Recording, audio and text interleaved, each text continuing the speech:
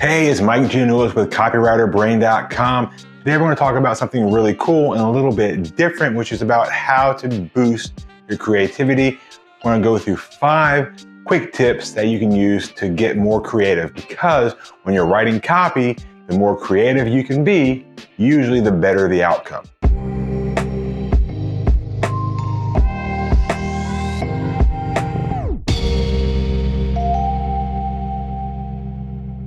All right, let's dive in and talk about 5 tips that you can use to get more creative, faster and easier than perhaps ever before. So tip number 1, and again, some of these are like basic, but they really work. So I don't want to just make things up that don't work because they sound cool. I want to show you things that actually work, that I actually use. So tip number 1 is so simple. You should be doing it anyway for your health, and that is walking. Just getting out of the house, getting away from the computer, and going outside, getting some nice vitamin D from the sun and walking. But there is one thing you should do. Don't bring your phone. Don't bring your AirPods or whatever you kids use, right? Keep your ears and all that stuff empty. Don't bring anything.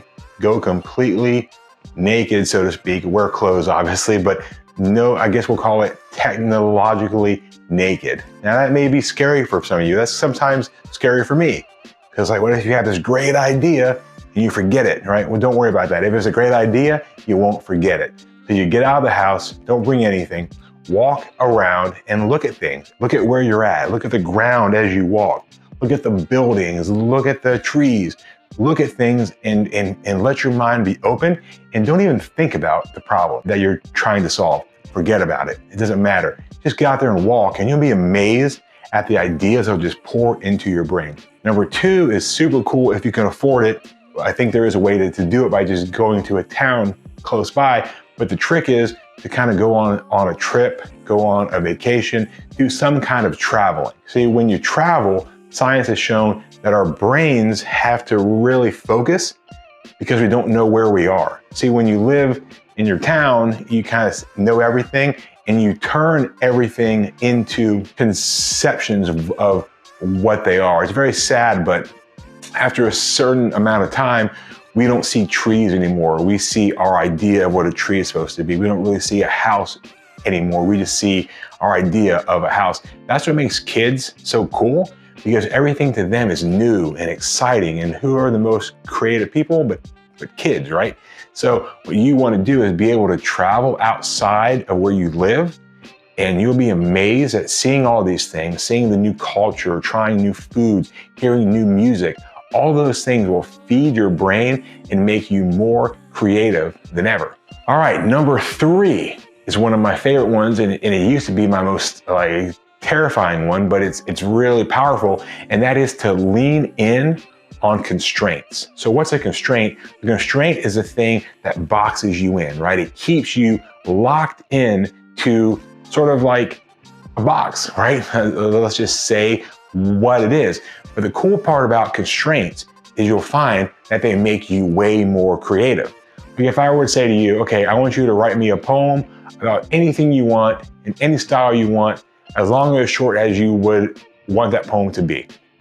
Okay, now you may think that's great because I can do whatever I want. I can write a poem about anything, any length, any topic, any style. Well, that's great, but are you really being creative then, or are you just doing whatever you wanted? So on the flip side, if I said to you, write me a poem about World War II, it can be no more than 1,945 words, because that's when the war ended, right? Or I said to you, it can be broken up into 2 sections. It has to be 19 syllables and then 45 words. So that's not as long, right? Now you're starting to get this constraints.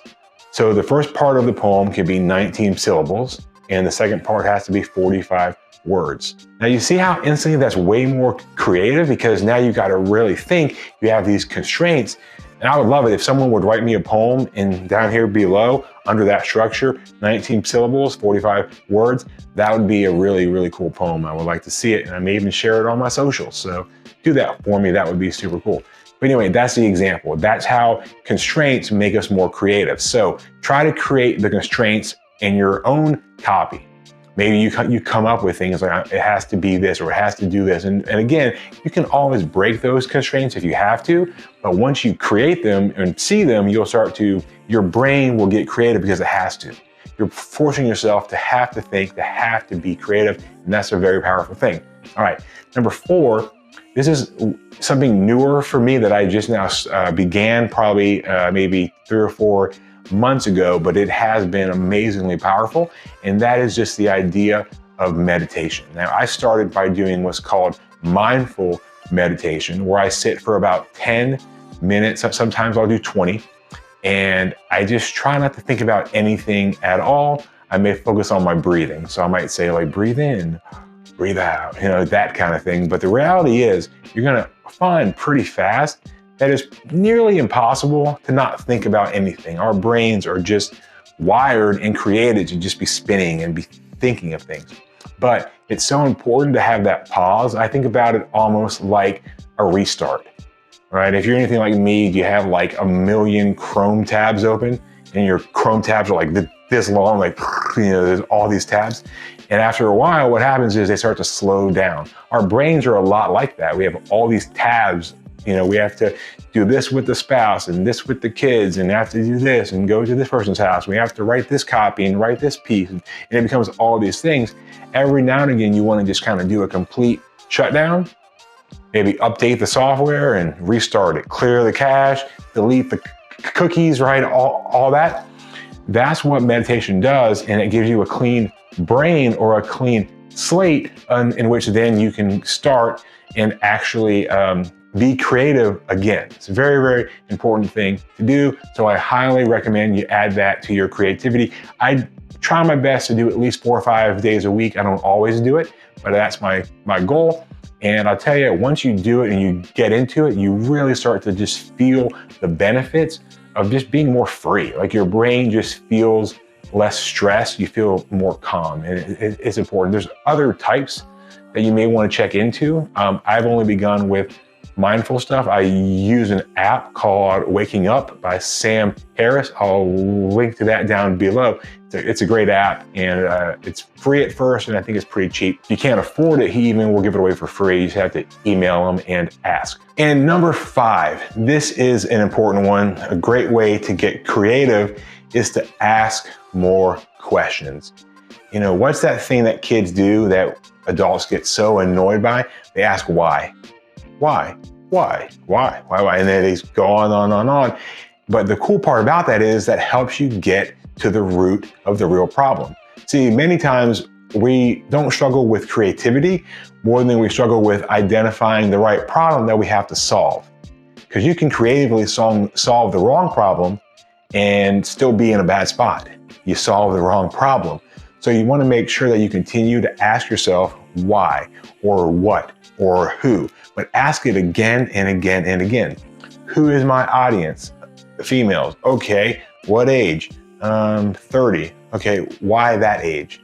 Why not 40? Why not 20? And answer those questions, and you'll start to see and you'll uncover more of who your target audience actually is. Or when it comes to the product, why this product? Why is it good? And why do I think that? And why is that true? And if that were true, what else has to be true for that to be true? What has to be false for that to be true? See, questions really unlock creativity. They are the greatest thing that we could ever do to be creative, is to ask ourselves questions. So those are 5 strategies that you can use right now to get yourself and be more creative.